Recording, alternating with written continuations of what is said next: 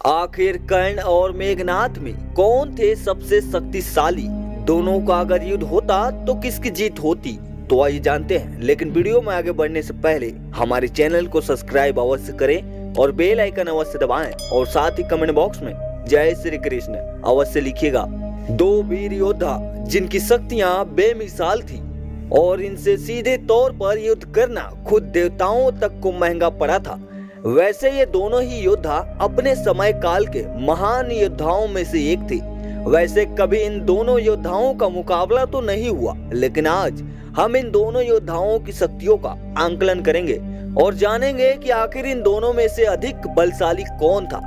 वो दो योद्धा कोई और नहीं बल्कि रामायण काल में स्वर्ग को जीतने वाले रावण के पुत्र मेघनाथ थे। वहीं दूसरी तरफ महाभारत के एक शक्तिशाली योद्धा यानी सूर्य पुत्र दानवीर कर्ण हैं। अब अगर दोनों ही योद्धाओं का मुकाबला होता तो किस योद्धा की जीत होती?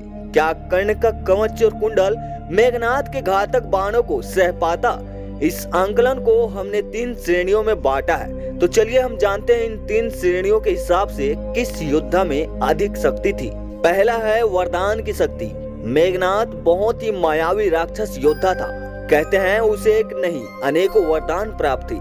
12 वर्ष की आयु होते होते मेघनाथ ने अपने कुल देवी निकुंबला के मंदिर में अपने गुरु शुक्राचार्य से शिक्षा लेकर कई सारे सिद्धियों को प्राप्त कर लिया था। कहते हैं मेघनाथ ने मौन व्रत धारण करके कई साल बिताए और उसी से उन्होंने भगवान शिव के दर्शन भी किए।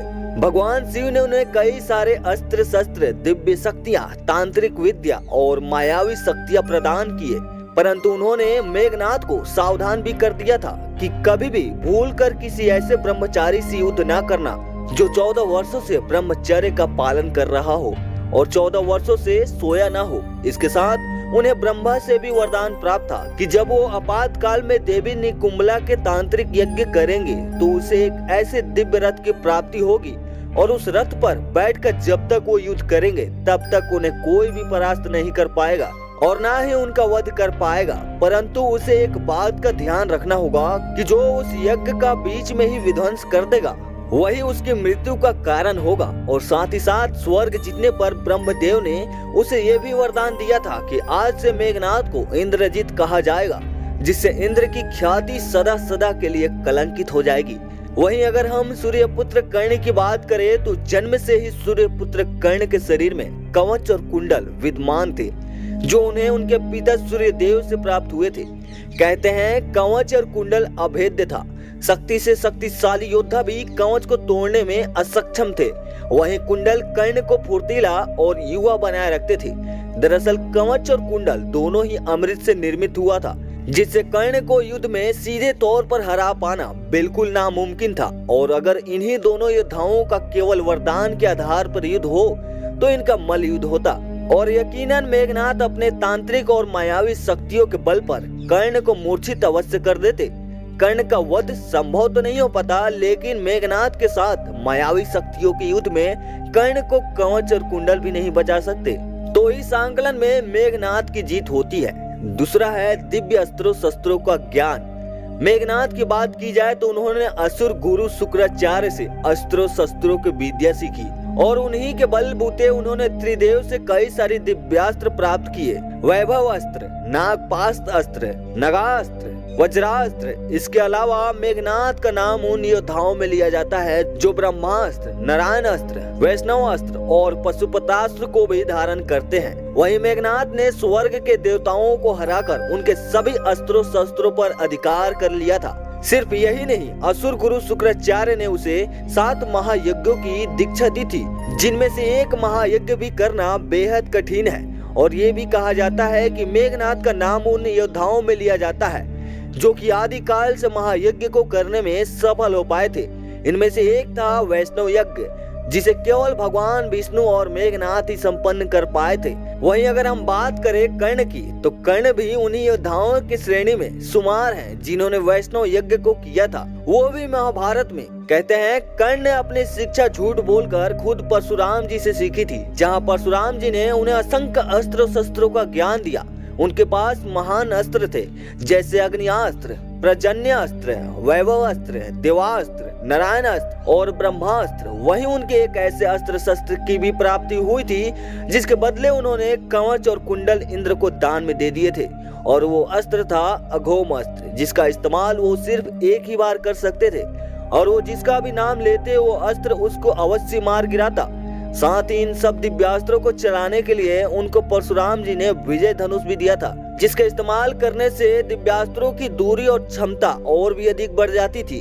वहीं अगर मेघनाद और कर्ण का मुकाबला दिव्यास्त्रों के आधार पर होता तो मेघनाद का हर दिव्यास्त्र का जवाब कर्ण के पास मौजूद होता, और वहीं गलती से अगर कोई भी दिव्यास्त्र कर्ण को लगता तो उनका कवच और कुंडल कर्ण को अवश्य बचा लेता। ऐसे में दिव्यास्त्रों की प्रतिस्पर्धा में कर्ण की जीत होती। अब बात करते हैं तीसरे और आखिरी रण कौशल की। मेघनाद की बात की जाए तो देवासुर संग्राम के समय जब रावण ने सभी देवताओं को इंद्र समेत बंदी बना लिया था और कारागार में डाल दिया था, उसके कुछ समय बाद देवता कारागार से भागने में सफल हुए। साथ ही साथ उन्होंने रावण को सुप्त अवस्था में बंदी बनाकर भी ले गए, परंतु मेघनाद ने पीछे से अपने दिव्य रथों पर आरूढ़ होकर देवों पर आक्रमण किया।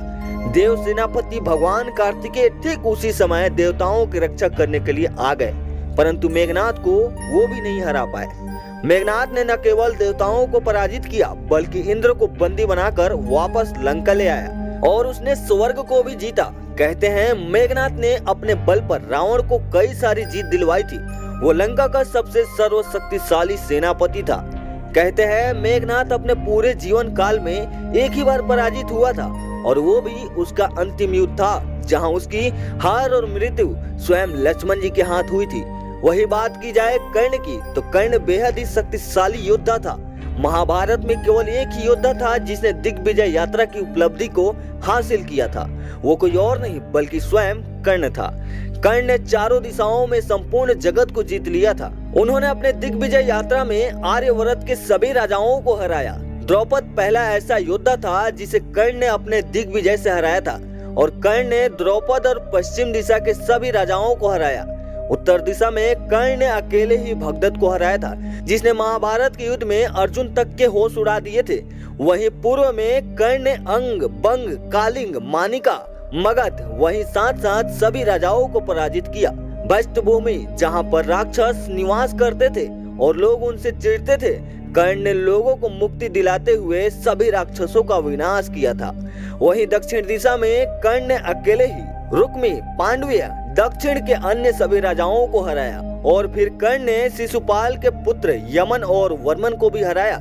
सभी चार दिशाओं में जीत के बाद कर्ण ने गलेच, भद्र, रोहिण, अग्निय, मालवा, यमन, सुंदर और कई अन्य सहित क्षेत्रों पर आसानी से जीत पा ली थी।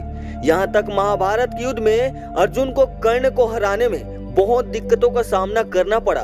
वो तो भगवान श्री कृष्ण ने इंद्र का सहारा लिया, तब जाकर कर्ण का वध संभव हो पाया, और इससे पहले इंद्र ने कर्ण से कवच और कुंडल दान में मांग लिया। इसी वजह से कर्ण की मृत्यु संभव हो पाई थी।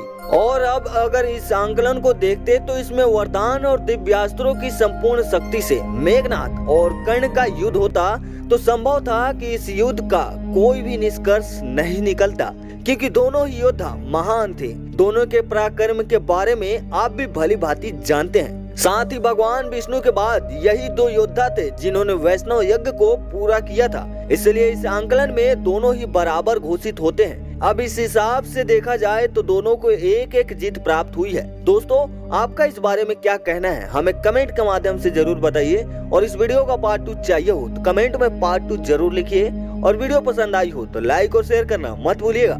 हम आपको मिलते हैं अगली वीडियो में।